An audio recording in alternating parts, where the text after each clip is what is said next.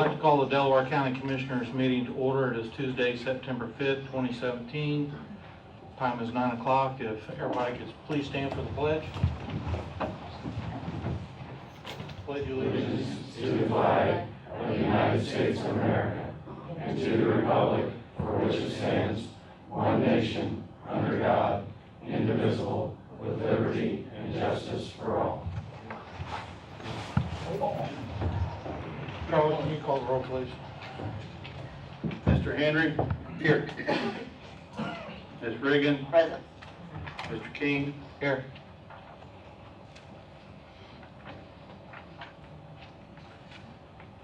Mr. Retz? Here. Ms. Smith? Here. Mr. Craycraft is absent. You want to go ahead and make the phone call? Sure. Uh, Real quick, some of you may know, some of you may not. Nate Jones, our Veterans Administrator here, he got a group of guys together, and they are down in southern Louisiana. They've been going over into Texas the last couple of days, helping people out that's been flooded down there. So we're gonna give him a call. It's Nate Jones is down there, Ray Waldby, and Brandon Jefferson from the Veterans Administration. Also, the EMA Assistant Director, John Catino's down there, and they have a paramedic with them, Kylie Culverson's down there in case one of those guys get injured. So we'll try to get him on the phone here. I'll put him on speaker, and we'll try to get a update on what's going on down there.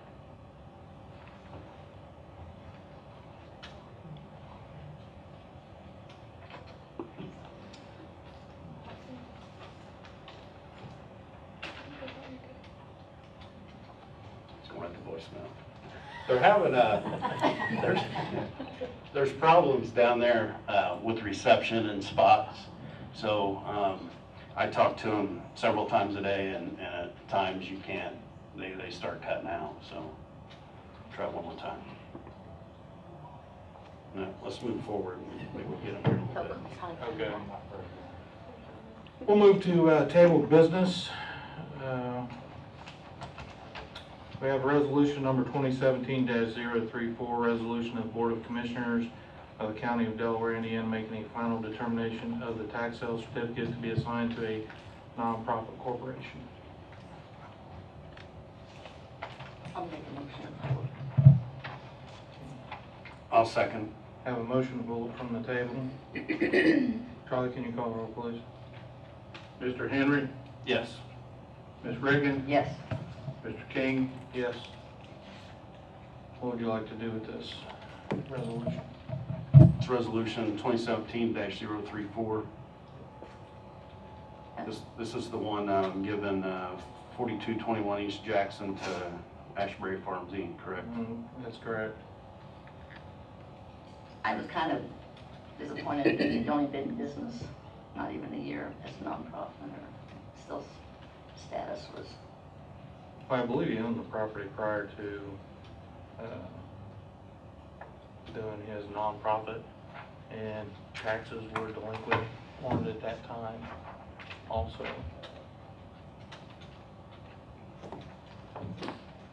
I'll make a motion to vote against the resolution. Second. Got a motion and a second. Charlie, can you call the roll? No. Okay. Deny. No, okay, thank you. Ms. Reagan? Yes. Mr. Henry? Yes. Mr. King? Yes. Next, we have an agreement for collection of personal property. I believe we're going to keep this tabled until our next meeting. I'd like to keep it table. Move on to approval of minutes for August 21st, 2017. So move. Second. Have a motion and a second, approval of minutes. Charlie, can you call the roll, please? Ms. Reagan? Yes. Mr. Henry? Yes. Mr. King? Yes. Next, we have presentation to commissioners. Let me try one more time here real quick. Still nothing? Maybe we can get him at the end. Yeah, we'll You try. could, maybe, could you send a text? to I'll have see him if he can call get us? a text, yeah. We'll go ahead with the presentation. Mr. Zerner from Gormont.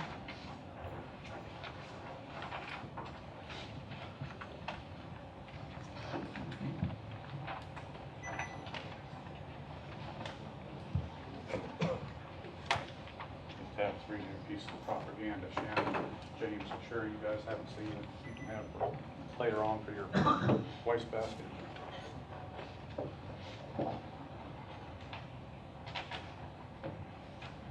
Good morning. Morning. Good morning. Obviously, a hot topic to see a full room this morning, And knowing that we're about to. is the red light on or blue? Blue light. How about that? There you go. Thank you. So this is obviously a hot topic to see this room full of people this morning. And I appreciate the fact, Commissioner King, that you arranged for the time for this today. I want to provide a little background. I provided the commissioners with an agenda, but since there's so many people here, I'm going to go ahead and share what the agenda looks like this morning, because it's probably a pretty full hour. We're going to introduce the team members that have been working on this.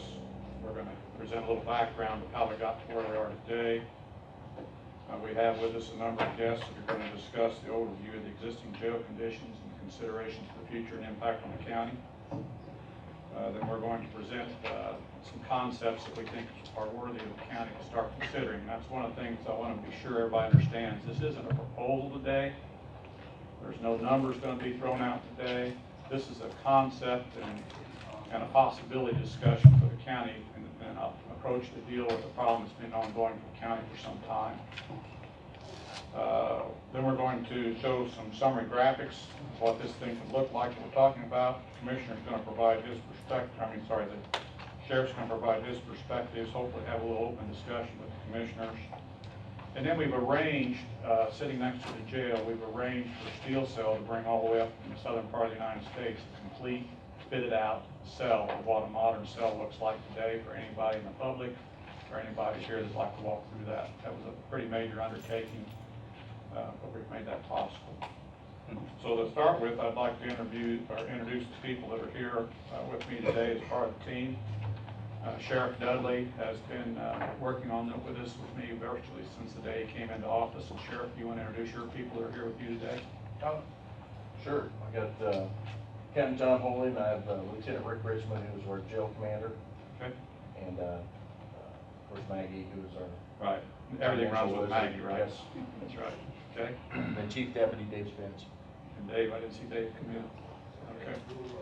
Then we have Kenny Whitaker with the Indiana Department of Corrections, and Chance Sweat, who's also with the IDOC. He's new to this role, but he will be the person responsible for your jail going forward from the Indiana Department of Corrections, taking Lee Horton's place.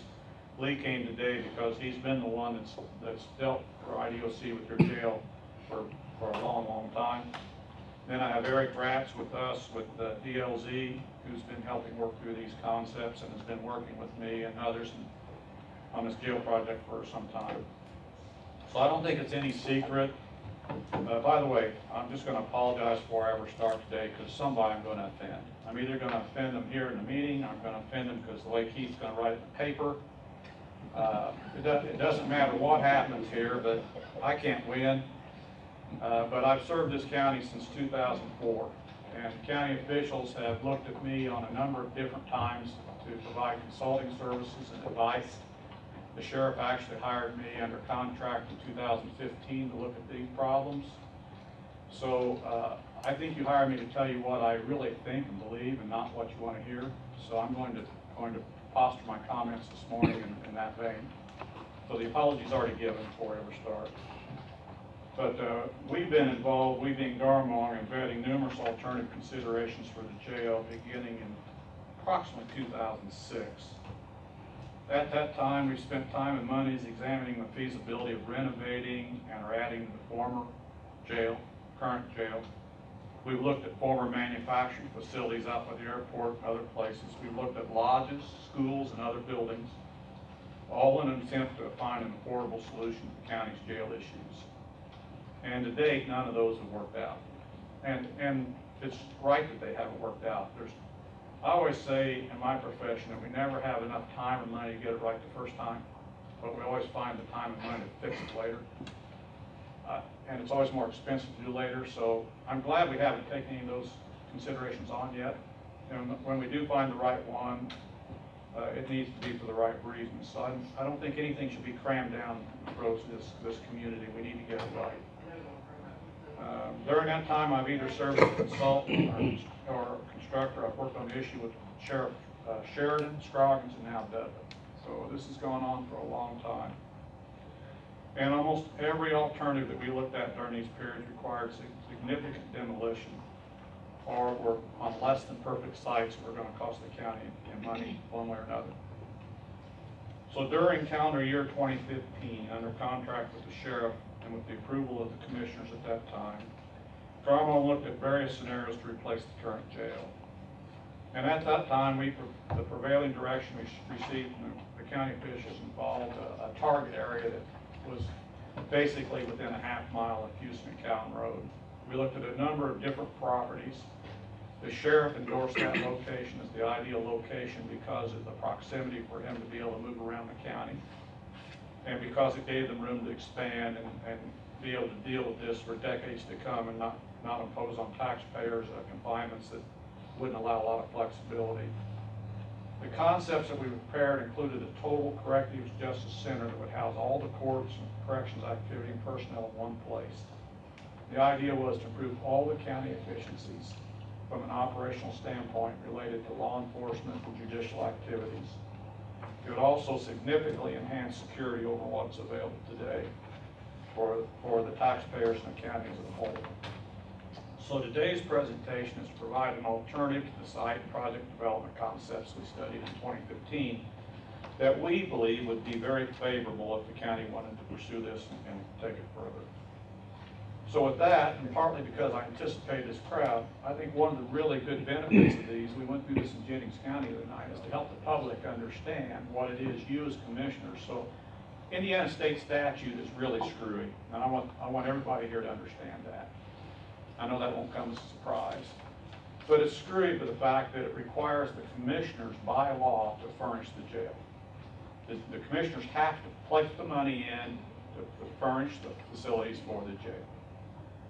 And even with that charge though, then they have to be dependent on the council, people like Ron and others, they have to be dependent on the council to fund what they have to by law require and put in position. And then as a total disconnect, the sheriff has to operate really with no regard by law, whatever the commissioners provide for him to work with.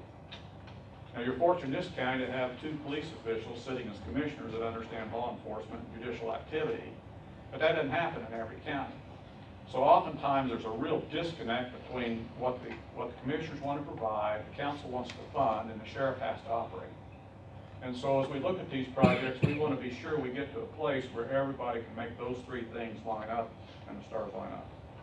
So one of the things I try to do with these meetings, when they're in these sensitive settings, is to be sure that we use it as an informational session so that the taxpayers understand why we're having this discussion. So with that, I've asked Sheriff Dudley to take the lead with the 2 gentlemen here from IDOC, Chance and Kenny, and bring you up to date as to why we're here, what House Bill 106's implications are, what the status is of your current jail, and what we need to do in terms of making corrections to allow the State Department of Corrections certify your jail. So with that, Sheriff, would you and Kenny and Chance take over for a moment, please? Sure. Morning, Sheriff Dudley. Morning. So, first thing I want to do is when was this jail opened there, Ron? 92. 89, 91. I'm gonna say 92. So, in 1992, this jail was opened. It was opened with 110 beds. So, at the time, we had 127 prisoners.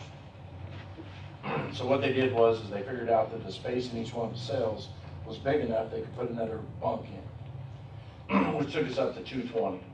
Shortly after, by about 1993, we was operating at about 220 prisoners inside the jail. So first thing I want to do is pass something around to you. Hey, So I'm gonna take this.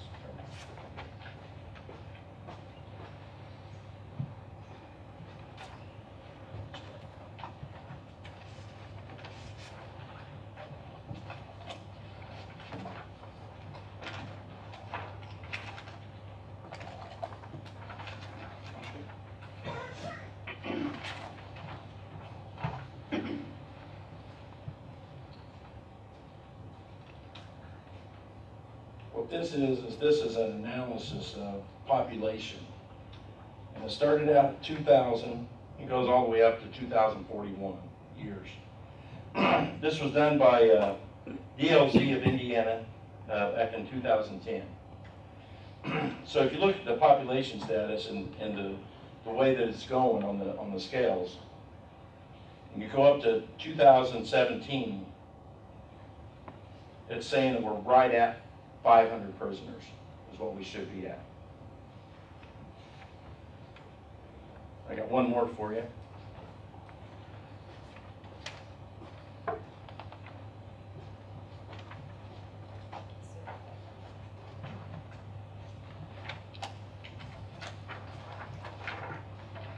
Thank you.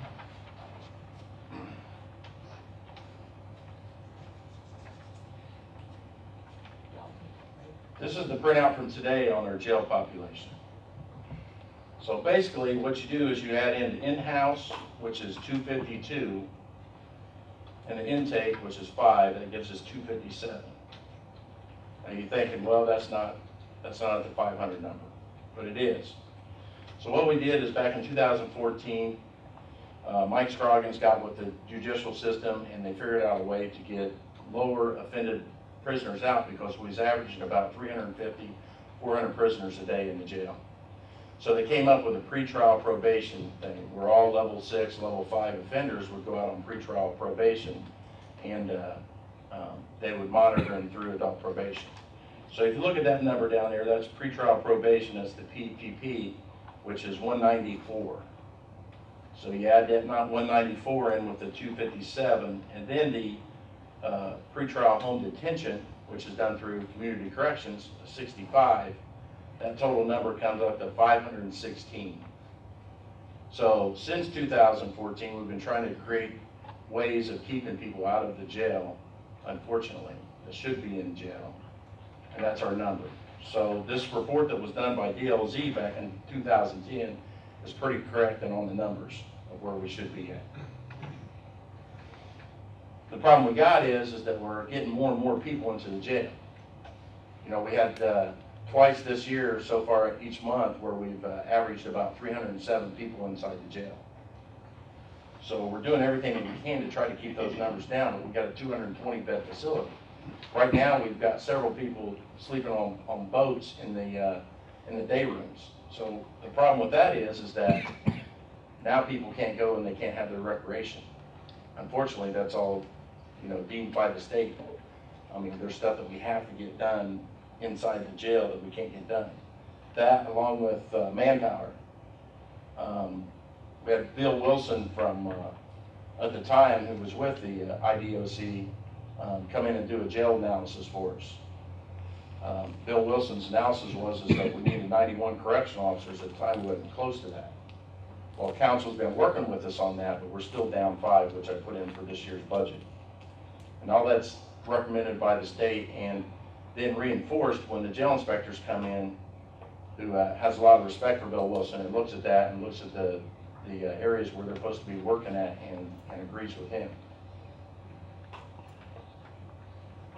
And you guys already know, because I've turned in a lot of the stuff that we got in that jail, that we need replaced.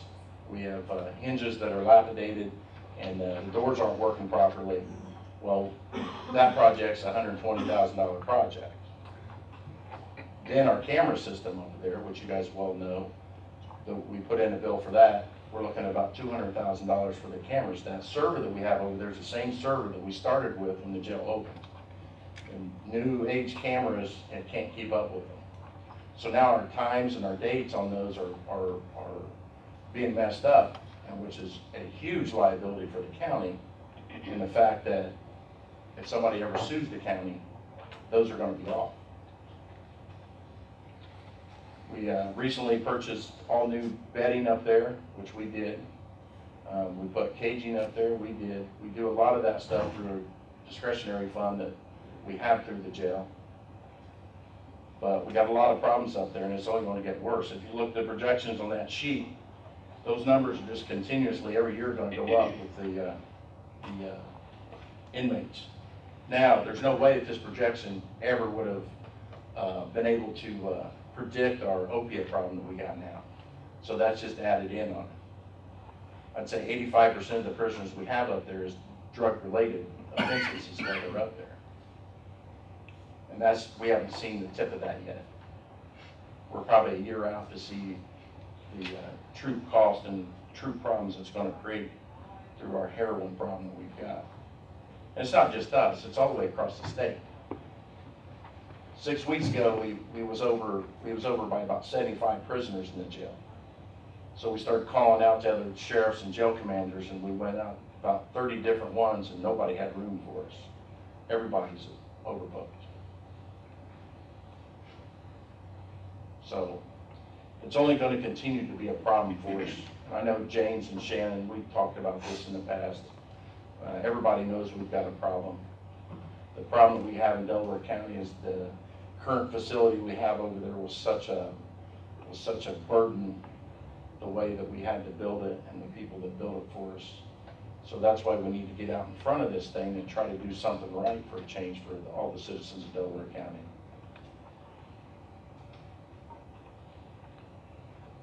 Stick guys want to come up? Kenny, be sure you address the classification, Kenny.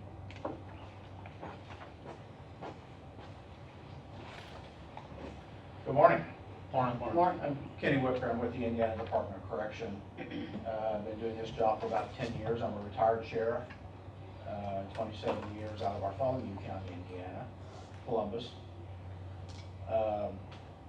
What you are experiencing is not unique to the other counties. Statistically, 85% of the jails are at 80% of their rated or above their rated capacity throughout the state of Indiana. And so we're looking at, give or take, probably 20 jail builds within the next 5 to 10 years is going to have to occur. And so, so your community knows it's not unique to you, what you are experiencing. And I think Dan hit upon it very concisely about the requirements from the commissioners and the council, and that the commissioners have to provide a sheriff a facility that meets the standards.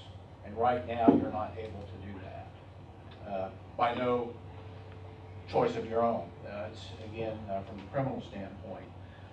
From 1006, 1006, at least on the last inspection report, you only had 4 level 6 inmates within your facility. Again, some of those are probably out in the community, but it did not create your problem. It compounded your problem.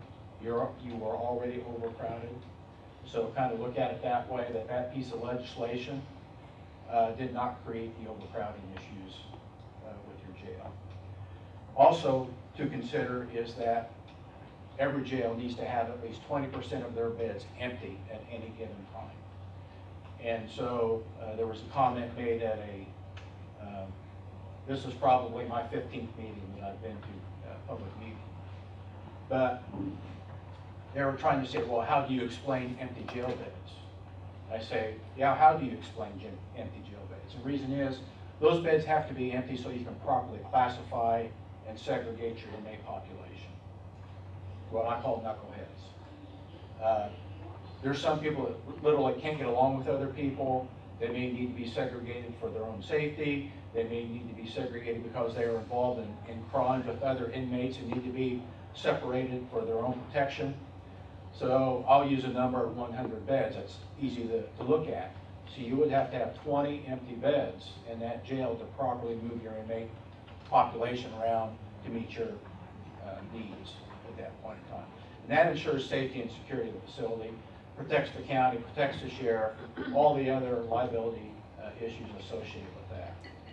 And so what Sheriff Dudley explained about moving into a jail that was crowded, I've been through 2 jail builds, either as sheriff and or as a jail commander myself. And so we built a 95-bed jail that we had over 100 inmates in the day we moved into it. And so listen to the data, look at the data. Do not think otherwise. It is fairly correct with all that. And so those numbers that you need to look at are real numbers. And unless something changes from a crime standpoint, this is the way it's going to be 25 years from now, 20 years from now. And so don't underbuild, don't disregard the data from that standpoint. And I will be here, stay afterwards if anyone has any other questions or questions during the meeting. Chance and I will answer these questions. And so, Chance, you have any comments? Okay. Again, Chance is fairly new to us, not new to the Department of Correction. He did juvenile inspections. And so very similar in nature to the state jail standards, other than we're kinder for juveniles from square footage, dietary needs, medical needs, but the requirements are the same when it comes to the inspection process and facilities. So he does this process also. Thank you. Thank you. Thank you. Right now, Garmong is representing in some capacity or another about 7 different counties, either as their owner's rep or as a consultant under some form of contract. We're dealing with these issues every day. You're not alone.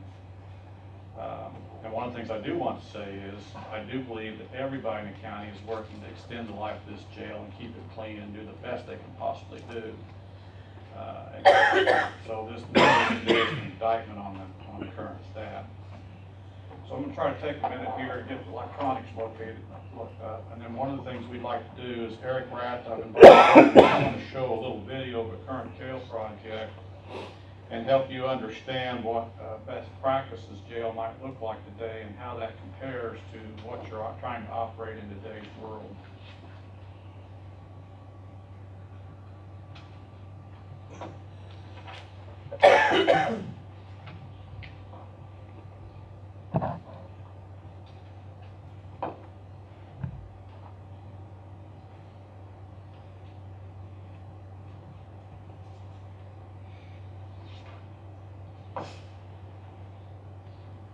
So I'm using as a reference this morning, you're going to see it load up here in a minute. I'm using the 200,000 square foot shell building that we built out for the county for an economic development project that we built out on Houston Cowan Road.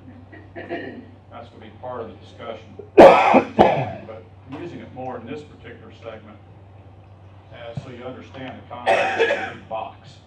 So right now, when you look at this particular facility, what you got is a big empty building in there right now. No floor, no mechanical, no equipment, 50 by 50 column bays. You've got this big giant space that's just totally empty.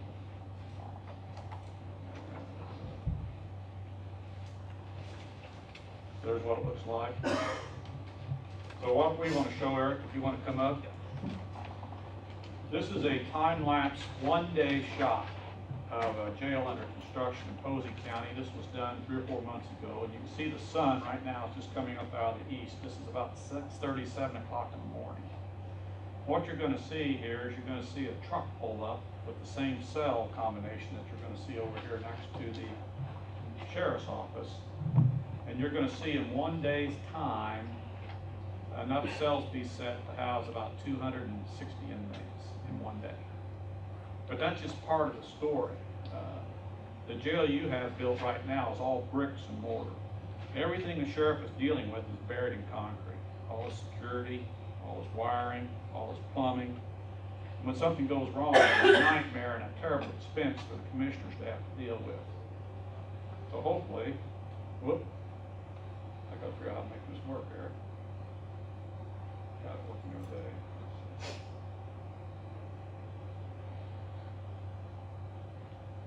Sorry about that.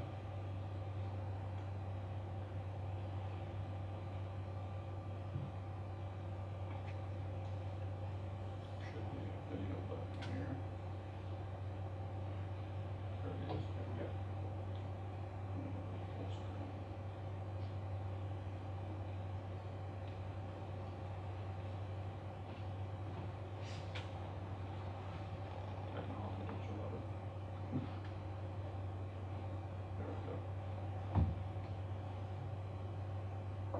truck pulling up. And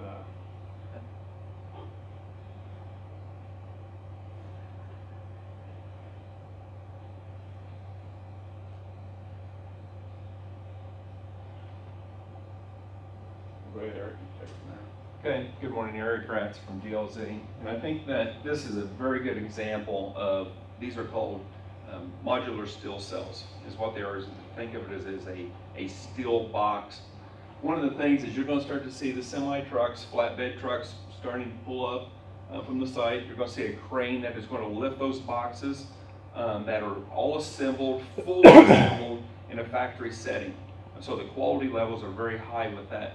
And what happens is that the crane lifts these up and it will start setting them in place. You can stack these where they're 1 high, 2 high, and even on your project, we're looking at potentially stacking them 3 high. These boxes, when they come to the job site, they're finished.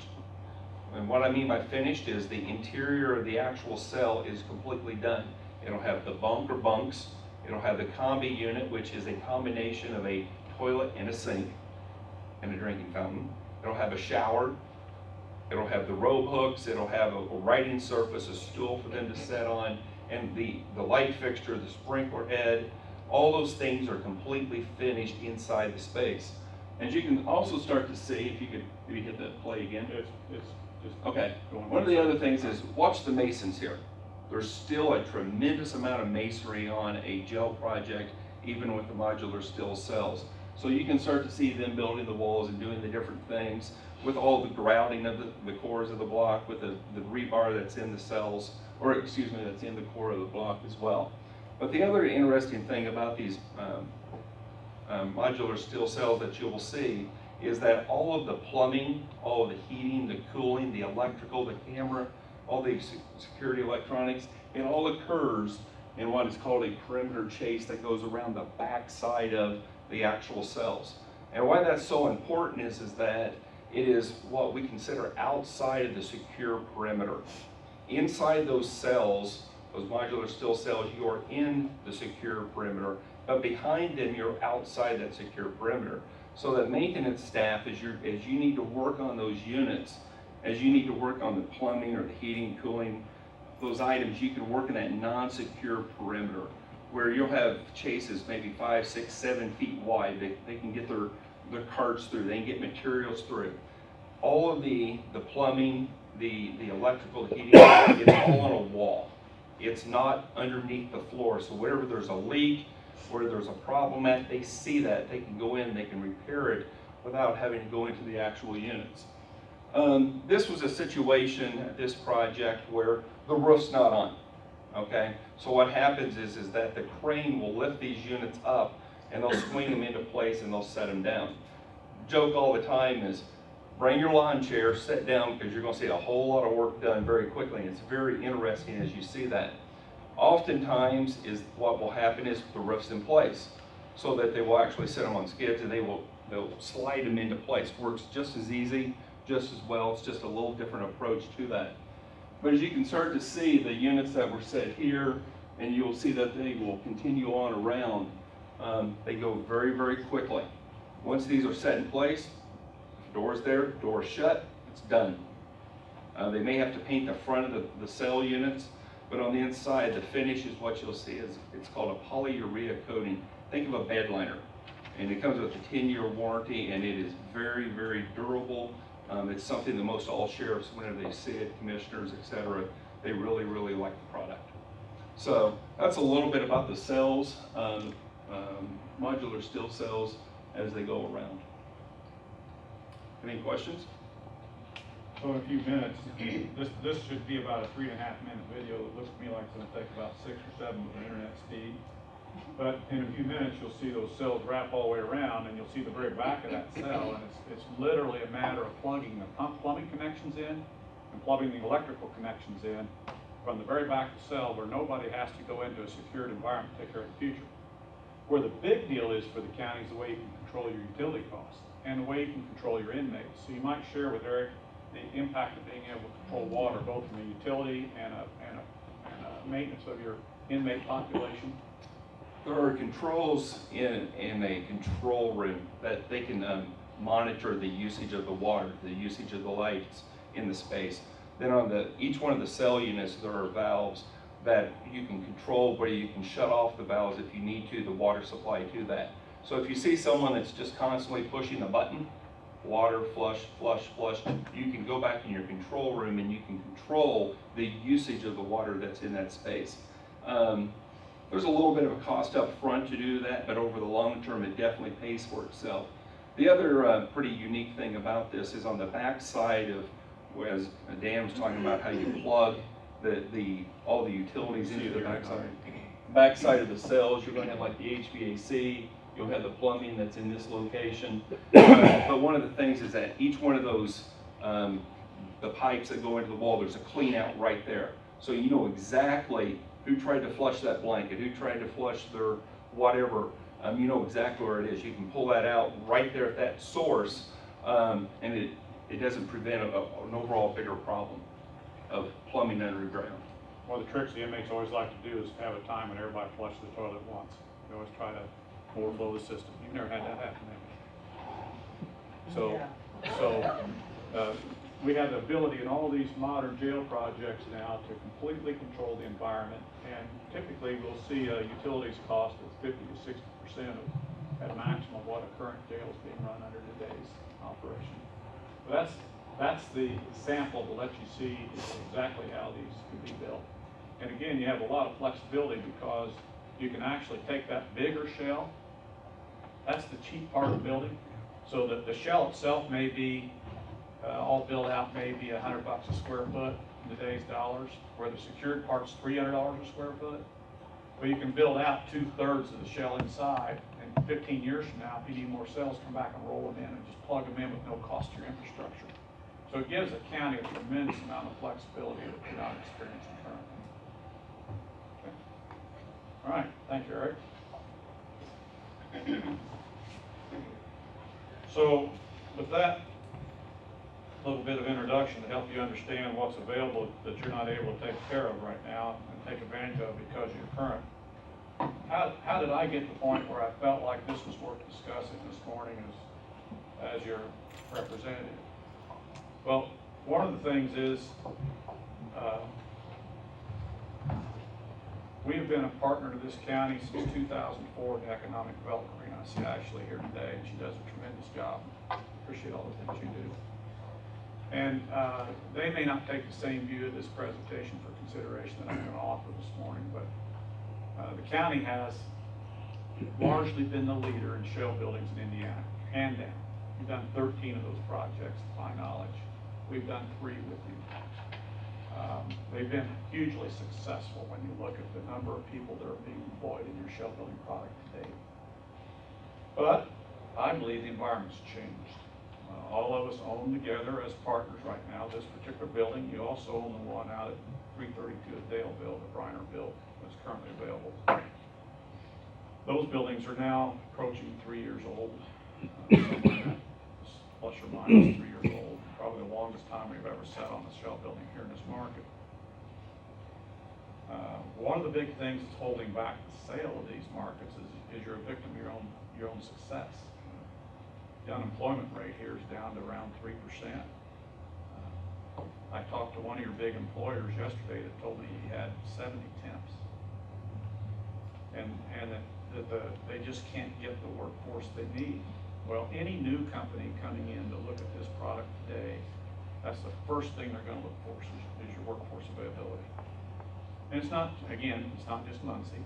Since the Daniels administration and all the changes have come on, the state's unemployment rate is under 4% now.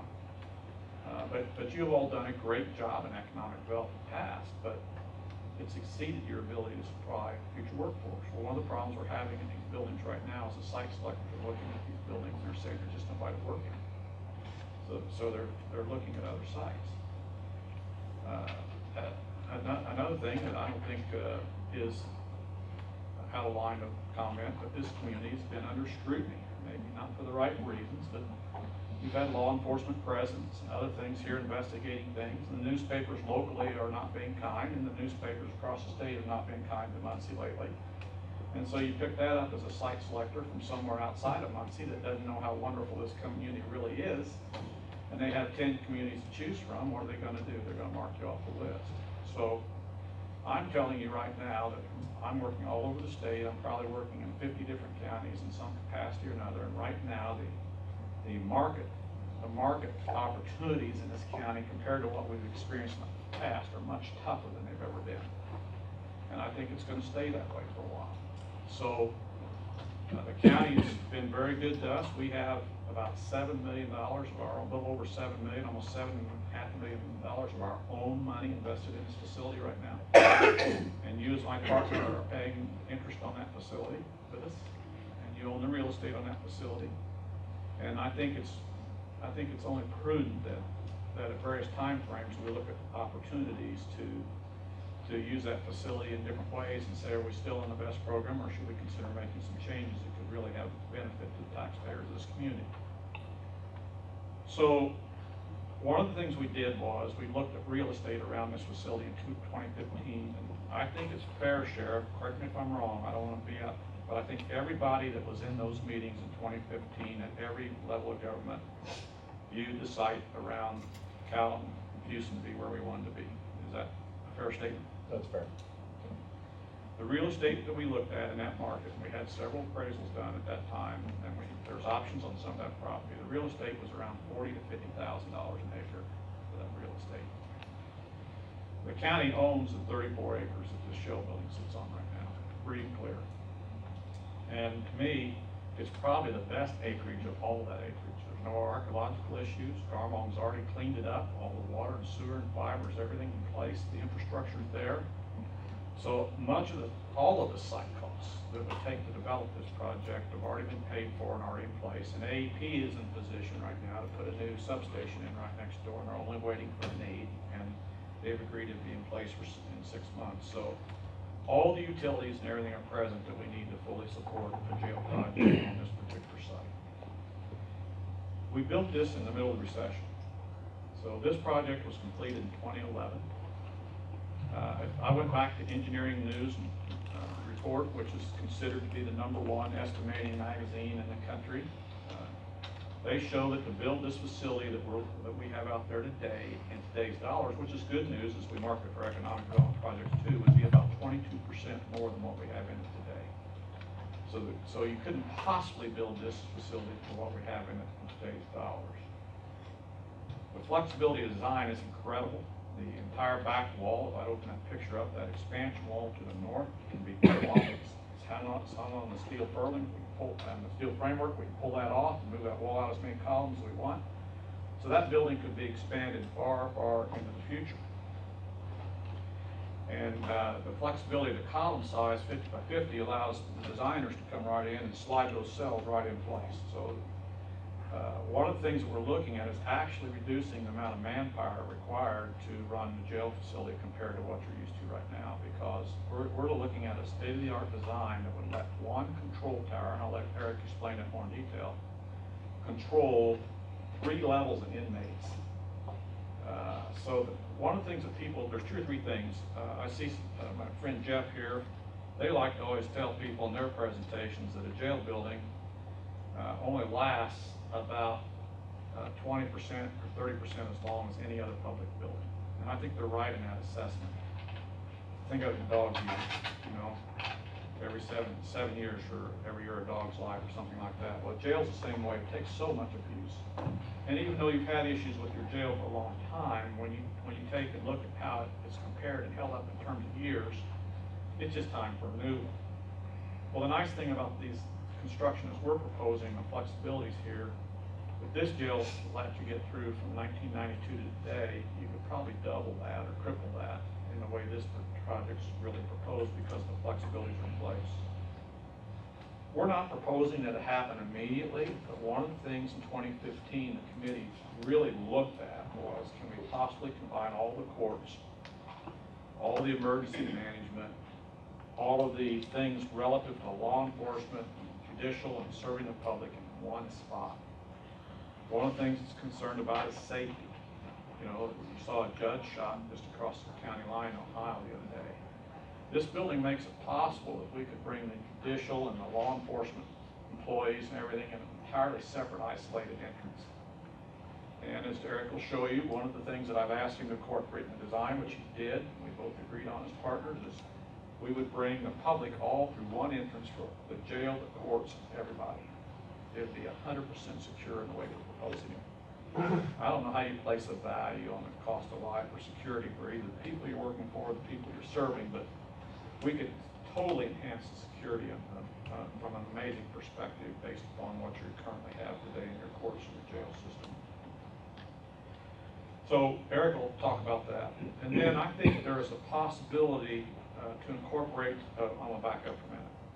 I don't want to pretend or even think, and my job is to help you as we've always done, to look at the opportunities and say as a county, what can we afford and what do we want to do and what makes sense and how do we do this. I don't want to pretend for a second that the county can afford to move all their courts and their jail all in one fell swoop. But the concept that we're trying to create is here that this becomes a judicial campus where everything in the law enforcement and jail components all out in one spot. And we would phase that in as the county would see the fit as we put together a structure for that. We believe it's possible to incorporate some alternative financing strategies for this. Vigo County is building a $60 million project. It'll probably be the first in Indiana that's not done through a public bond. They're going to use installment purchase financing. It's already been passed by the council, which will use private financing and avoid some of the costs that come through with conventional bonding. I've had Barnes and Thornburg look at this. We believe there's a possibility to use a design build lease strategy where we lease it back to the county to own and maybe avoid some of those costs. There's a lot of work that has to be done there yet to prove that that's really there. And at the same time, we would compare it to conventional bonding. But my point to it is that this particular facility, the way it's owned currently, the way we work together, I think adds some unique possibilities that could help make this work and be more palatable than what we're seeing in other venues. You're already paying somewhere between $200,000 and $300,000 right now to current interest rates or interest on this project a year. That money could go towards the jail project. And I do believe the state of Indiana would consider helping the council, should they see fit, adopt a special jail tax in the form of a LOA tax just for this project that would go strictly through the project and operation, if the county wanted to do that. We're seeing that happen. And as DOC mentioned right now, there's 70 of the 92 counties that I know of, 80 that are over, at their capacity or over. There's approximately 30 of these projects right now under development somewhere in the state of Indiana. So you're not alone, and the legislature realizes that. So that's the background of why I believe this deserves some discussion. I believe that there's already a project out here that we're already spending money on that's perfect for this project. The economic environment's changing a little bit. I'm not suggesting for one moment that Brad Lookout and the Economic Development Corporation aren't doing their job. They're working their asses off. And they're doing a good job of what they do, but their hands are a little bit more tied than they used to be because of the workforce situation and some of the other deals. So we just need to have our eyes open with that. So Eric, with that, would you mind presenting the presentation of the concept? I'll see if I can get it back up for you.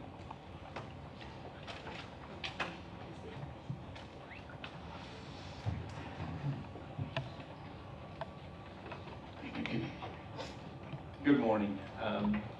With this, DLZ, currently we're working in 17 counties in the state of Indiana, working either with their jails or with their community corrections work release type facilities. So as the other folks have mentioned this morning, this is everywhere. As Dan just said, the 91 counties in Indiana that have a jail, approximately 70 of those are right at the 80% capacity or higher. So it is everywhere. And one of the things that we were able to do in working with Dan is that we looked at a very, very conceptual building program of the types of spaces that would go into a facility of this type. One of the things to keep in mind is that with the building that is there, we're very fortunate in some situations, which I think that does need to be stated. One, it is a 200,000 square foot building that has a 50-foot by 50-foot column bay. So often in buildings today, we'll see where that column bay spacing is closer than the 50 by 50, which creates some other unique situations. The other thing that really makes this possible is that you've got the roof structure, you have a 32-foot high clear span. That is monumental in being able to make this work. If it was down around 20 feet or so, or 24 feet, it would be a much different scenario and probably wouldn't be standing here today. So some of those items, not just for this type of a project, but obviously for what the building is built, it is a very unique and it's a very good structure to begin with. So some of the things that we talked about in just our very conceptual building program were what's different about jails today. And I know Dan's heard this several times, but I like to say it because it's true. 30 years ago when I started in the profession, the first thing that I was able to do some sketches on was a reception and diagnostic center for the Indiana Department of Corrections. My father will be 83 years old the last day of this month. And today, he and I, we still debate on how jails should be designed. You know, he says the 6-sided concrete box, throw away the key, and that works. But it doesn't work in today's jail designs. And some of the reasons for that is that the type of individuals that are in jail today, the number of them are very different than they were 20 years ago, 30 years ago, whenever your facility here was built. There are so many more people that have very specialized needs that they just don't respond very well at all to an environment like this. So we do have to look at spaces in the jail for specialized housing, whether it be, and I call it the societal issues, whether it's behavioral management, the addictions, or the mental health issues. There are folks that if you put them in a cell block, excuse me, of 24 or 32 people, they just don't do very well. And what will happen is that they can become violent, they can become security threats, both to others, but also to themselves. So there are times that we need to segregate some people that are in the jail facilities today. Otherwise, what happens is that once they get out of jail, within 2 or 3 weeks, I'm sure Sheriff and your staff, you see some of those same people just revolving door, coming back in, coming back in. So what we try to do is we try to look at the programs, which is one of the things I've noted in the concept here, is being able to offer programs to the folks that are in the jail, dedicated spaces for their classrooms or for their training, so that we can try to rehabilitate them and to not to reduce the overall recidivism rate, those folks coming back to jail. And as you look at the national trends and what we do in our facilities, is that when you are able to offer those programs to inmates and they do complete those programs, you can see where the overall average daily population can start to come down a little bit. There's a whole lot of other things that are affecting what your jail population is, other than just not having the programs or the number of programs that you should. You know, it's getting people through the overall system quicker, looking at alternative sentencing, all those different types of things. So what we've created here again is a conceptual building program, as well as a conceptual design that really looks at the essence of an overall type facility, that what you might have here today. As a starting point, we looked at this as a 496 rated bed capacity facility.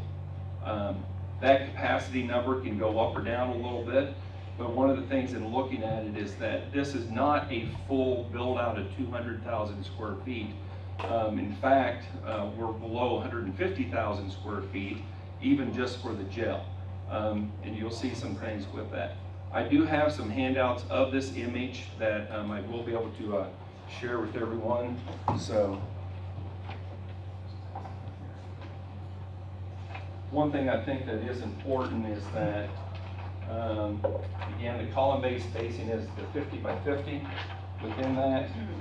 And from that, you can kind of start doing your own math and maybe what some of the square footage of some of the areas are. As Dan pointed out, one of the most important things of these facilities is having a one-point security check when you come into the overall facility. So what we have looked at is where your lobby, where the entrance to the building is now, is to looking at this as the lobby, the security checkpoint. And you can also start to see some of the spaces over here to the right-hand side and some of the square footages. The square footages aren't important today, but it's more identifying what some of those spaces are to be able to understand why they are where they are. But what we would look at is from a security standpoint is that you would come into the area and you would either go to the sheriff's side or the jail or to the judicial or the court side of the facility. And that would be broken up more of the sheriff's office through here, the jail is back on the top on the north side, and then the future justice area would be more to the southwest side of the overall facility. But keeping that one point of security checkpoint for anyone that's coming into the building is monumental in being able to make the overall facility successful.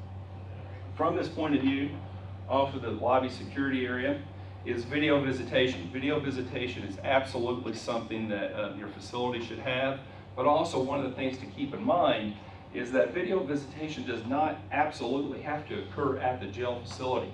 It can occur anywhere, as long as you've got that connecting link between how they do the video visitation. Keep in mind that you could have that in this building, you could have it on the north side of the county, in Yorktown, you could have it anywhere within the county.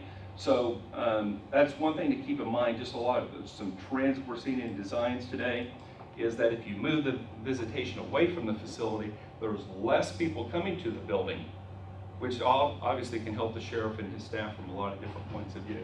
But video visitation is something that's paramount for this. Sheriff's Office administration and training, with that 32-foot clear span, we're able to look at this as being a 2-level facility, not just a 1-level facility.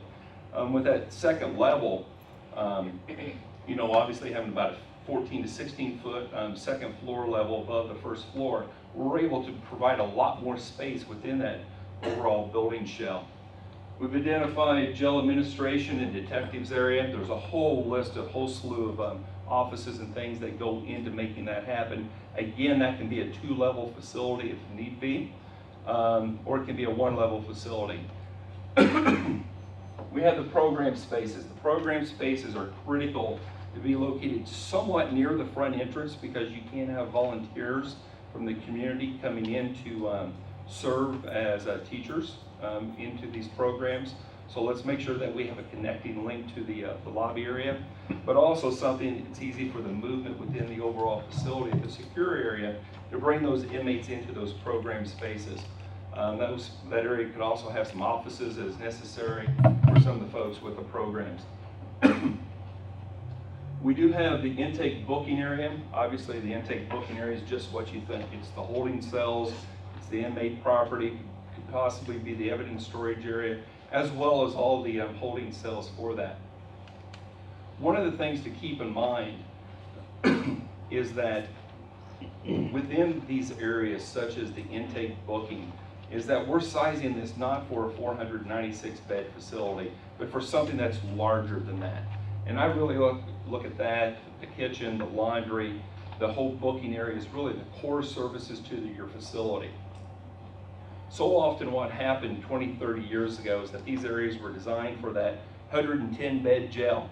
Well, you made it 220 beds here in your county. Excuse me. So one of the things that happened is that your kitchen's too small, your laundry's too small, your core services are too small, which affects the overall operations of the facility. One of the things that we did look at, just because of the shape and the size and how the space is used, is that we did look at on the east side of the facility an addition for the vehicle sally port. We could probably make it within that 200,000 square feet, but we just think that how that space needs to be designed is that a small addition to the east side of the building, designed very appropriately for vehicles, would work out much better than trying to utilize some of the existing space within the building. To the north side, we have the specialized housing. Again, that would be for mental health, behavioral management, the addiction issues. Could be where like the medical area is, where doctor, nurse, exam rooms, those type of things. And then what you can see is the red lines here really represent the secure movement within the overall facility. And what we've looked at is for these is to have, day one, 2 general population housing units. You might say, well, that's 216 in each one of those times 2, that's 432. Well, the additional population comes from beds that you would have in specialized housing as well as beds that you would have in the intake booking area. So that makes up the extra beds from the 432 to the 496 with that. But what we would look at is in one of these pods, is we would look at a central control room that, and think of it as in a radial form, is in that there are housing units that go around one centralized housing, excuse me, that the control room would be surrounded by the secure housing areas. What we would look at is that within those secure housing areas, that there would typically be 6 pods. There would be one space that would be used for additional program class of space, as well as one space that would be used for a recreation space. The importance of that is that once someone is in one of these blocks, the movement is very minimal of those inmates. They stay within that block. They're not having to go to different parts of the overall facility. Because anytime you have the movement of an inmate, thank you. Anytime you have the movement of an inmate, it becomes very consuming of staff as well as expensive for that.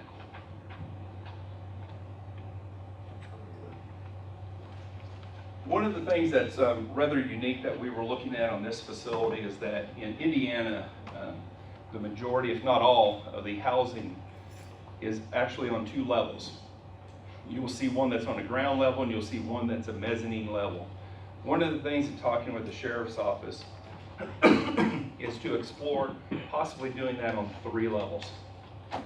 What we're able to do is to be able to have that one security officer overall supervise a lot more inmates than they could in if it was at 2 levels.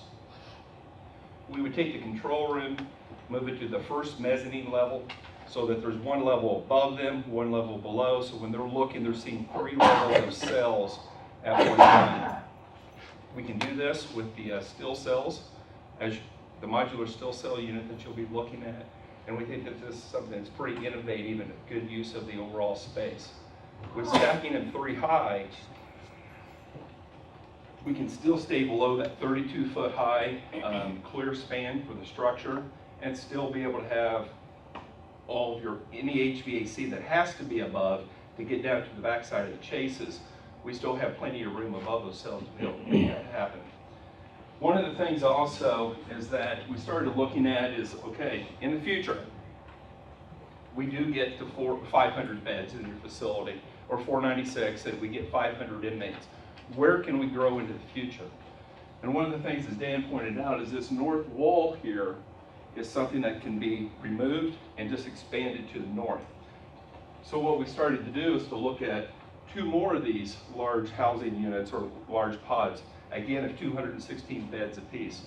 So obviously you can see that the size of your facility can be as large as you possibly ever would need for that to be. Hopefully, you don't have to build something this large in the future, but who knows what times will tell in the future. And obviously with 1006 and maybe even some changes from that in the future. But if you needed to, we could expand that on even further. This concept here with the housing of the 4 blocks, the one centralized control room in each one, and possibly a grand or a master control in the middle, is very similar to what we did at the Elkhart County Correctional Campus, which is sized for 1,002 beds from that perspective. Something, if you want to see the makeup, the size of a facility, I'd absolutely encourage you to go to Elkhart to look at this, to be able to see what the growth opportunities are within the facility. One last thing, apologize for the cough, I'm not sure what's going on, but over here on the west side, we did take advantage of the loading dock for kitchen deliveries, for warehouse deliveries, general building storage, the laundry, the mechanical space. All on the west side is more of a centralized service area, delivery area for the facility. Also, we haven't put on the chart yet, but Eric's got it figured out how we would actually secure this off, and all your judicial and the key people that we wanted to protect would come in and have their own secure access in the building. So they don't have to mix it all with the court system outside the vehicle. And then for a future space, what we've done is in looking at this is that, you know, the 50 to 60,000 square feet for the judicial area, for that, we feel that that would be probably, at least from a conceptual point of view, a good number to start off with. Obviously, as you would get into a more of a study, more of a development phase of the project, these items can always shift slightly to the north or to the west, whatever, to the east, I'm sorry, to be able to negotiate what those overall space needs might need to be for that. And to that point, Eric and I start to tag team these things a little bit, but to that point, my view is that this isn't an Eric demand, a Dan demand, a Garland demand, a DLZ demand, or even a sheriff's demand. This becomes a community project. If you decide you want to take this any further, then we have a committee that includes the judicial, includes everybody in the county that would have a vested interest in this to start to put input in it and to be sure we build it appropriate, that nobody can come back 10 years from now and say, why did we do this or that in a manner that wasn't appropriate. A couple other things while Eric's up here. One is that it's typically thought that about 20% of the 30 to 40 year cost of your total operation of a jail is actually the building itself. The rest of it's all labor. So one of the things that we're really looking at maintenance, one of the things we're really looking at here is how do we minimize the labor going forward, because that's like, while this number is staggering to taxpayers, they actually saw everybody he has to hire to make it work, and what those numbers come out to, it's staggering.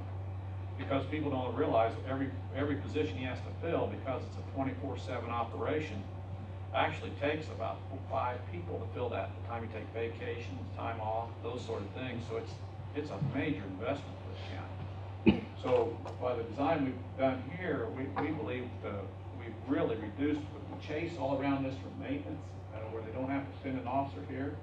Another thing we would do is incorporate, at least initially, a tremendous amount of video arraignment and video court, so he doesn't have to pay and the courts don't have to deal with transferring prisoners back and forth. We would do that by video, and that's done every day. And it's actually more efficient in a lot of ways and safer in a lot of ways. So there's just a tremendous number of things that would go into this to make this work. So with that, Sheriff, I'd like to invite you and Eric up. I want to make a thank you to Jenny, and also to Maggie, whoever Maggie is she here? Maggie is the brains of the Sheriff's Department, even though the Sheriff runs for it. Maggie's the one who furnishes us all the data to do what we do, and I want to thank her for the effort she puts in. And then the IT group that helped me get to this point today, I appreciate that. So Sheriff, if you and Eric want to come up, Commissioners, other than inviting everybody, the Sheriff's gone to a lot of work to get the jail cell here so everybody can see what it really looks like. When you go and look at that cell, it's coated with a material that's a lot like a rhino line. Jails are extremely abused. When you see this cell, it actually comes in exactly like you're going to see it today, with the door locked, everything in it but the mattresses. All we have to do is plug into it, and they're virtually indestructible. So compared to what you're dealing with today, the long-term savings for the county and the way we propose, I think, from an operational standpoint would be amazing. The other thing that we've all probably forgotten is that building is built out of 9 3/4 inch precast concrete with 4-inch insulated walls. That building's extremely efficient. So I think your utility costs would come right down too. So Sheriff, if you'd join me and Eric, Commissioners will take your questions, if any. Well, Dan, you and I met, I think 2013 when you were selling the buildings, and you have done a lot for us here in Delaware County. And a lot of people don't know that we do not own the building, but the DAC Corporation, the division of the chamber, so they have a lot to play in this also. That's correct. So I was kind of curious, and I have toured some jails, and I have seen the pod system. And how many companies are actually making the pods nowadays? I hear that's very small. Yeah, one of the problems we're having is first of all, Indiana is not. You heard all about the problem in Indiana. Every state's that way, and all the world's that way. So the demand for these services is incredible. And without getting too far down in the weeds, what makes these projects a little bit unique is what they call a detention equipment specialist. Those are special subcontractors that deal with everything that's jail related, electronics, hardware, anything that's unique to a jail from a normal building project they deal with, you always have to have one of those on board. I don't know, Eric, there were 8 or 10 of them a decade ago. Of the decks, yes. Now it's down to about 5. There's only really one steel cell manufacturer right now. There's 2 or 3 that's trying to make it.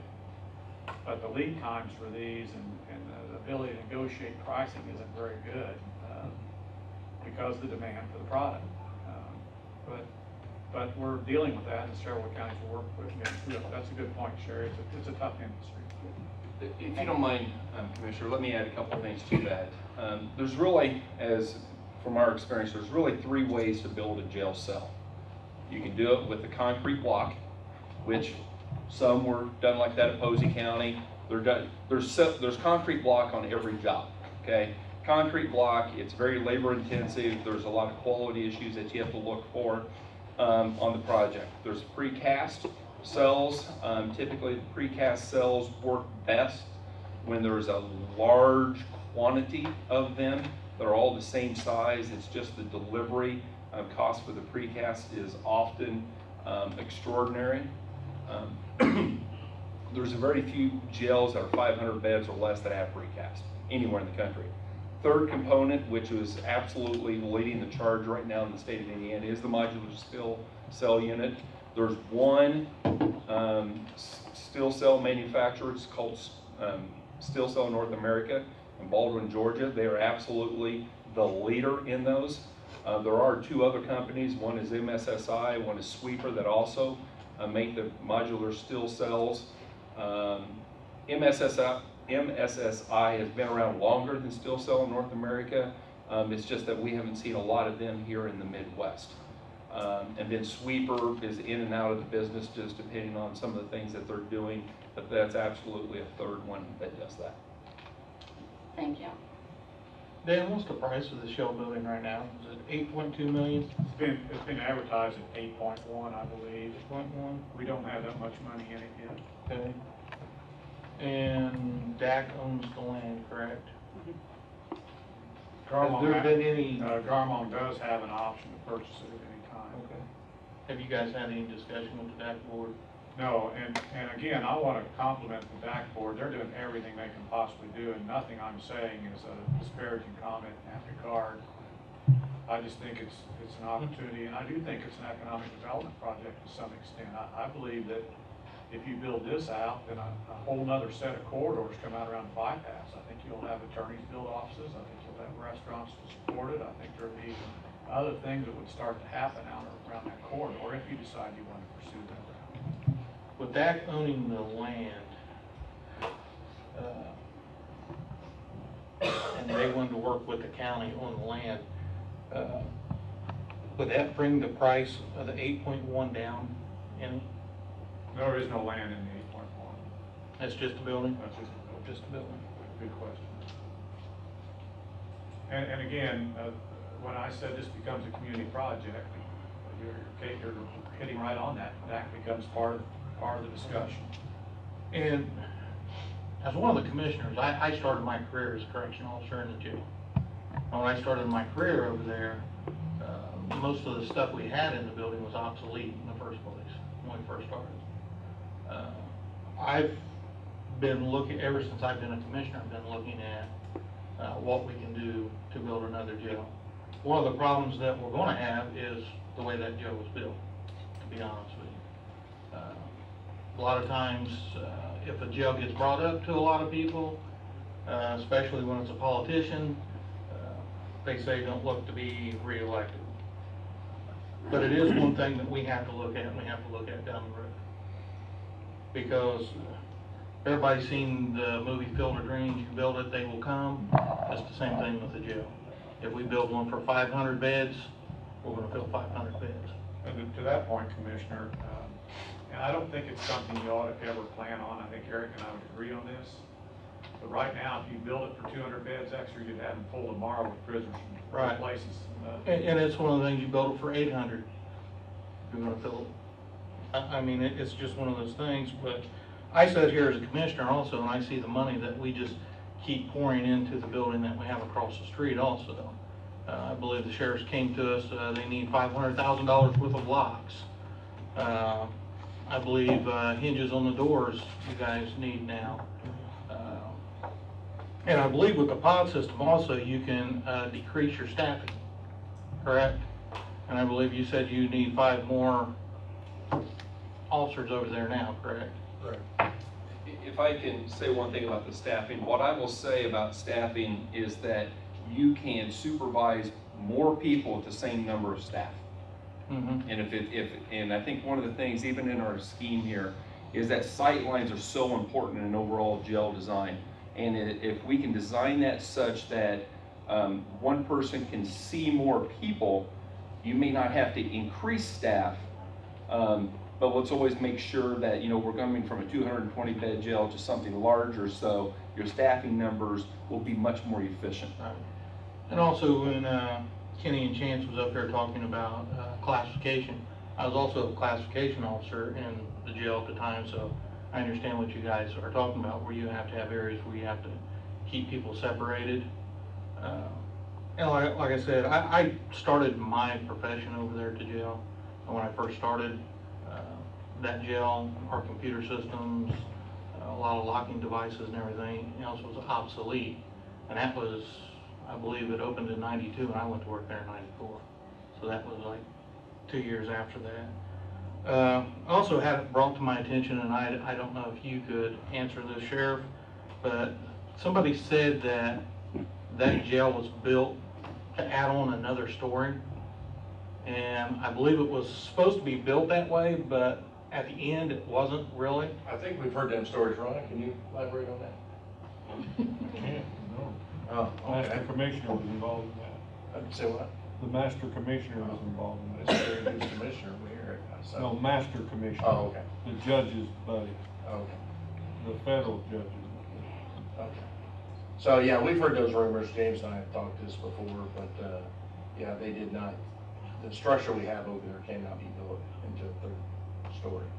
They asked us that question, I think, in 2015, James, when we were doing this, we looked at the plans, we don't believe it's structural. I just wanted to clarify that because ever since some of this discussion has come up, I've had phone calls to where, well, why don't you just build onto it? It was built. We don't believe it's structurally possible. I think Commissioner King hit a good point earlier. We've all been told, from politics all the way around, that not to talk about building a new jail because it's a political suicide.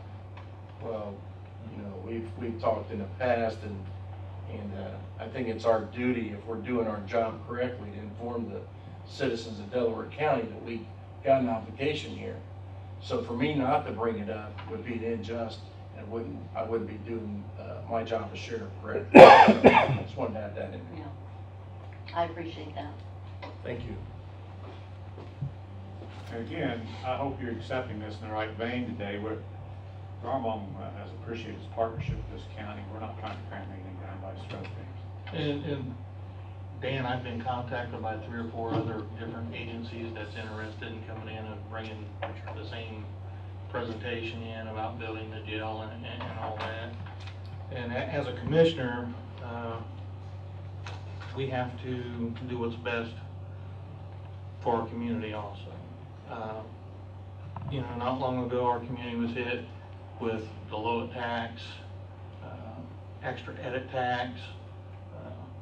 And yeah, we do have a, you know, our 3% unemployment rate, but take that and look at some of the hourly wages that comes along with that. We have citizens in here, you know, that they've got to work a couple of jobs to actually make it. I know there's been talk, you know, that possibly referendums for these things. I can tell you right now, here in Delaware County, wouldn't make it through a referendum. You brought up about like private financing. Maybe that might be a way that we might have to look at it, but There's really, I always suggest that is, this is a concept that if you all decide, hey, that's worth listening to, we ought to pursue a little further, we're glad to invest the time to have a discussion. If you're not, I just presented an idea that I thought was worth considering. and it's one of those things we just, and like you said, I mean, we have to present it to the public because I think the public felt back in, when that jail was built, that they were ripped off by politicians. We need to let them know that the ones that they have sitting here now, we're not interested in summer homes in Florida or whatever. We're just interested in doing the best thing that we can get done for the community. We do have a growing crime rate here in Delaware County with some of the drugs and everything. You know, it'd be nice to have a jail that was built where we could have some kind of addiction in there for the people. Have some place in there for mental health. But I just appreciate you guys coming in today, doing the presentation for us. After our meeting, I would like to go down and take a tour of the. Be great. Yeah, anything, Shannon? Oh, thank you, guys. Thank you. Thanks.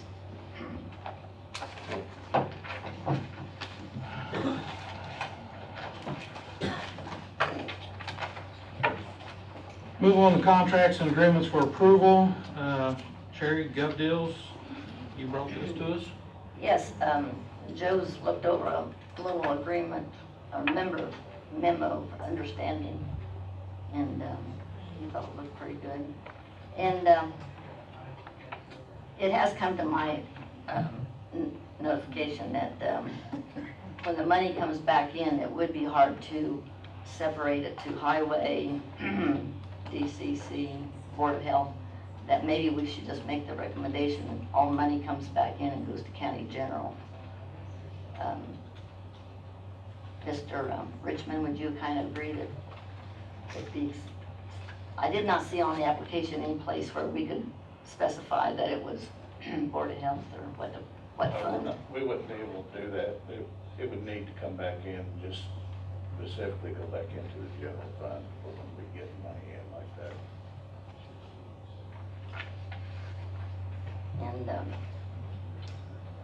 And they would be coming and having a scheduling, schooling on how to work the program. But there's no cost to us. The 12% commission is added on top of the product items sold.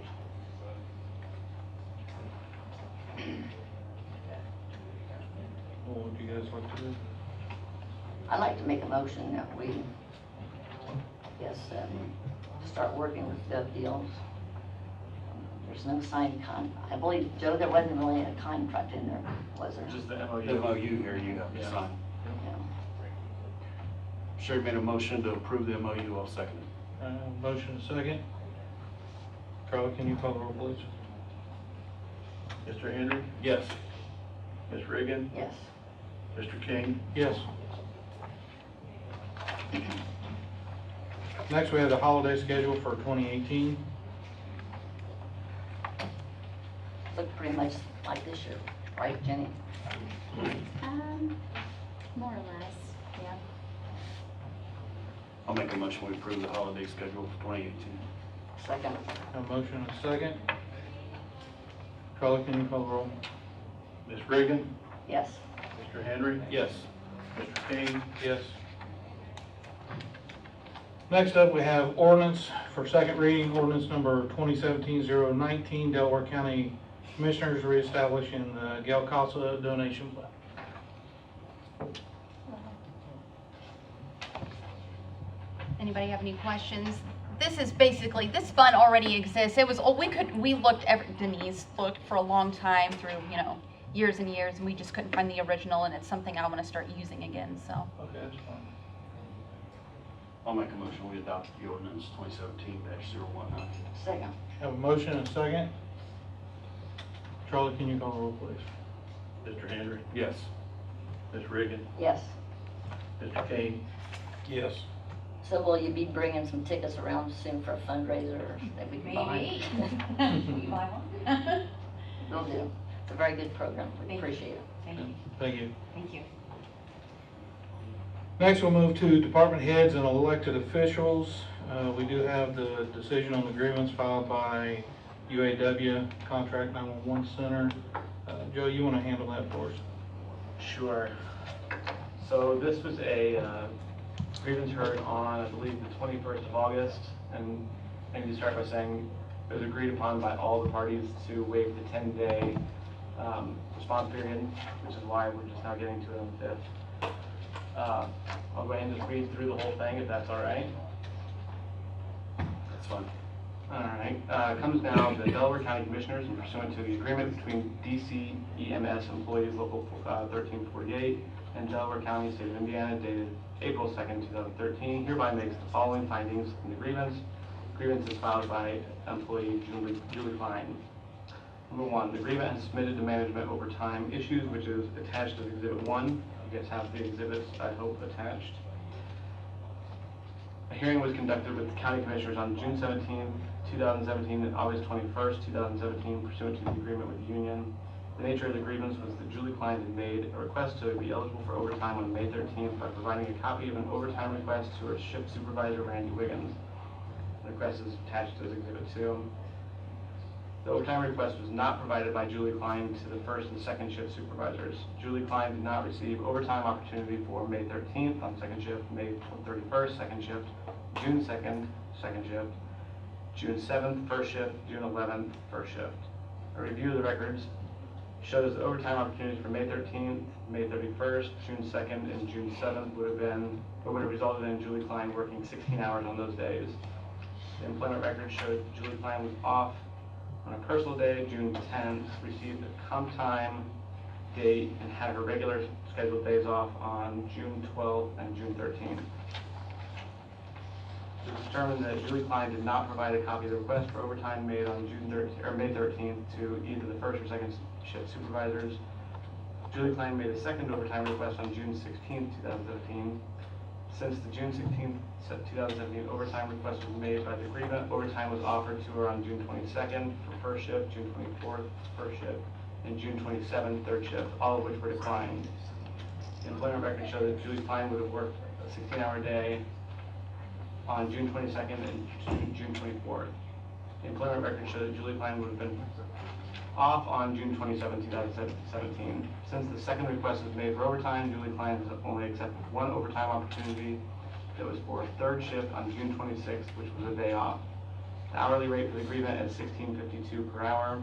The parties have found no instances where overtime has been skipped of any employee filed on the same. It is therefore determined by the Board of Commissioners that an overtime request was made by the agreement on May 13th, but was not provided by the agreement to the other shift supervisors as per the union past practice set in Exhibit 2. The agreement's failure to provide the overtime request notification to all shift supervisors was the responsibility of the union member. The employer cannot be responsible for the failure of the agreement to provide overtime requests dated May 13th to all shift supervisors. The evidence is clear. When the agreement provided the overtime request dated June 16th to all the shift supervisors, then overtime was offered as per the contract agreement. It is the determination of the Board of Commissioners that the agreement take nothing by way of her grievance, and her grievance is denied.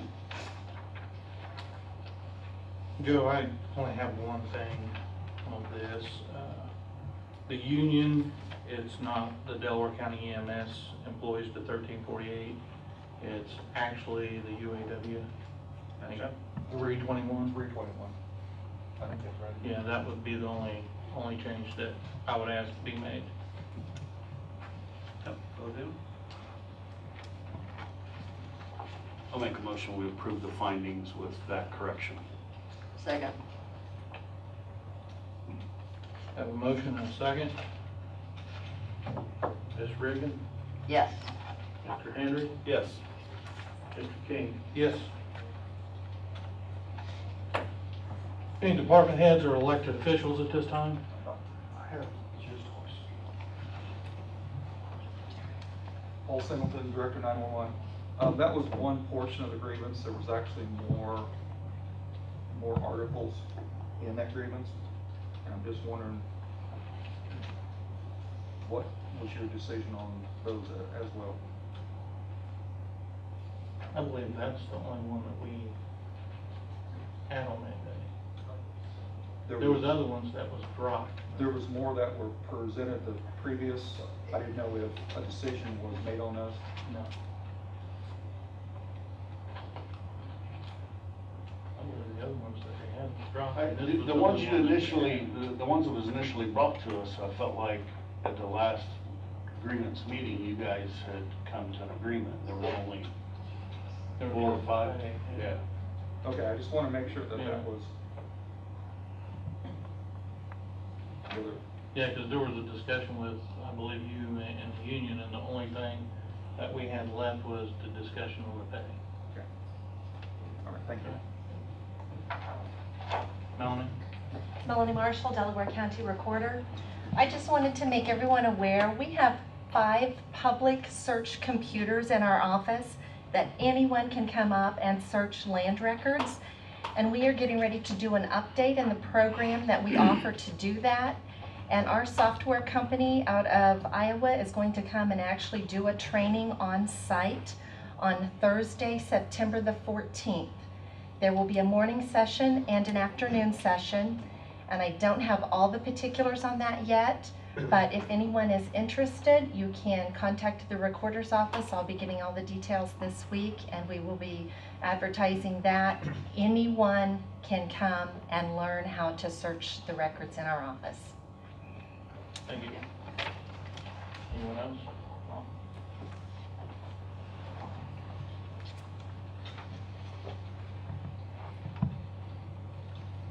Ron Quake, I represent the county council. I saw your presentation on gov deals and I thought it was really a good idea. I think the council would support that. And I was hearing your dilemma about trying to trace the appropriations. I think the council would be very open-minded if the department heads just kept track of theirs and then come in and ask for it to be appropriated into their respective budgets. I don't think that'd be a real problem. They'd have to do kind of their own record keeping and show us that it was their stuff that brought in the money. You mean their own funds? Their own, we just I mean- transferred out of the general fund into their fund. Because highway definitely needs to be separated out. And I can see where it'd be a dilemma in the auditor's office, but The funds, the departments that have Well, funds could be separated. if the highway sold a piece of Right. equipment and it went into the general fund, They can come back and. they come back and ask for say, hey, appropriations to we have- got $2,000 coming. Right, I appreciate And we that. would approve. I'm sure the council would support that. Yeah, that would work. We could make that happen. All right. Yeah. Thank you. Any other department head or elected official? Go down to payment of claims in the amount of $1,613,577.43. So moved. Second. Have a motion and a second on payment of claims. Charlie, can you call the roll? Mr. Henry, Yes. Ms. Riggin, Yes. Mr. King, Yes. We'll move to questions, comments from the public. Let me make another phone call here. Try it. Yeah. Could be on the ferry.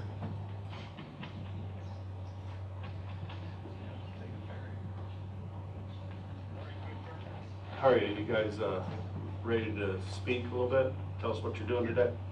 All right, I'm gonna put you on speaker. Is Nate with you? Okay. All right, can you hear? We can. Tell us what you're doing, what you've been doing, and what you're doing today. All right, well, John Catino, Merchant Management. Today, we're heading to an elderly couple's house that they had no flood insurance. They've lived in their house for 38 years. Never had more than some running water through their ditch in the front yard. So they've pretty much lost all their stuff on the inside. Had about 2 feet of water throughout their house. So we're going to go back to their house today and help them pull up floor, pull out walls, and get going on a drying process of mold that set in. We also had a comment on one of our videos to check on a lady, an elderly lady. She's a widow, real close to where we're going to be at. So we did some investigation through some of our contacts here that we've made, and we found out where she's at. So we're going to go check on her today based off that post. We don't know who this lady is or who the lady is that commented, but we feel like we need to go check on her for that. So that's our plan for today. See if we can get done. Everybody so far down here has been really appreciative of what we've done. They've taken us in and fixed meals for us and helped us out. They couldn't be any more grateful. So I feel like it's what we're doing down here is a great help for these people down here who don't have the help. So. Well, it sounds like that neighbors aren't helping neighbors because everyone's affected in the areas you guys have been going in. Is that correct? Yeah, absolutely. Everybody's trying to take care of their own. So it's not that they don't want to help, it's just that they can't because they've got to get to their own stuff as well. So it's nice to have hands like ours come in and just help them do the best they can do right now is get all their stuff out, which is a task in itself because everything's so waterlogged. There's still water. We pulled out a couple things in the house yesterday that still had water in them. Some totes in a closet, guitar cases, things of that nature. So they're just trying to get that stuff out right now. And then we come in, we helped the guy yesterday that we helped. We pulled all of his stuff out of his house for him, threw it in a big pile, and then started gutting the house. We ended up having to gut his house from floor to ceiling. Most houses that we've helped with so far, we've just gone from 4 feet down. But on this one, it was worse, so we had to take from floor to ceiling. Okay, Nate, how many houses have you guys done so far? Well, so far we've done 5 houses. We actually split up yesterday and ended up a house right behind each other. 3 of us was there in one house, 3 of us was in the other, and then we basically helped each other back and forth. But our first day, we met up with a guy by the name of Ryan, and he is the captain of the fire department down here, and he's pretty well hooked us up with all of the resources we've needed as far as just stabilizing ourselves. But then he's also helped us get out to the people that are probably some of the most affected people. And then outside of that, we're actually today, one thing I will tell you as far as when it comes to donations, if people are still asking as far as donations go, totes are a good commodity around here because they're sold out everywhere. And the reason is a lot of these people are going to be out of their homes for upwards of 6 to 8 months just in order for their contractors to get back into their homes. And so what we're trying to do is basically, essentially help them use those totes to store all their items that are still okay. And so if anybody asks about those things, it'd be great to have some totes donated as well. Okay, good. You guys holding up okay? Yeah, everybody's holding up good. I will tell you, it's a different atmosphere down here. I mean, it's high humidity, roughly 90 degrees every day. And when you're in there working like you are, you get pretty dehydrated. So outside of that and a little bit of sniffles and colds, I think just from people passing stuff around, we're doing okay. All right, good. Well, we want you to know that we're proud of you. There's a bunch of people in here listening to you, and we're all proud of you down there. Appreciate you guys' work down there. Absolutely, and hey, we appreciate you guys' support, and I'm sure that when we get back next meeting or so, we'll try to make sure we bring in a few guys and just kind of show some pictures or different things that we did while we were down here. Sounds good. Okay, sounds good. You guys be careful today. All right, thank you. We'll be in touch. Have anything else? No, I'll entertain a motion to recess. Second. Have a motion second, Charlie call the roll. Mr. Henry? Yes. Mr. Reagan? Yes. Mr. King? Yes, go to recess.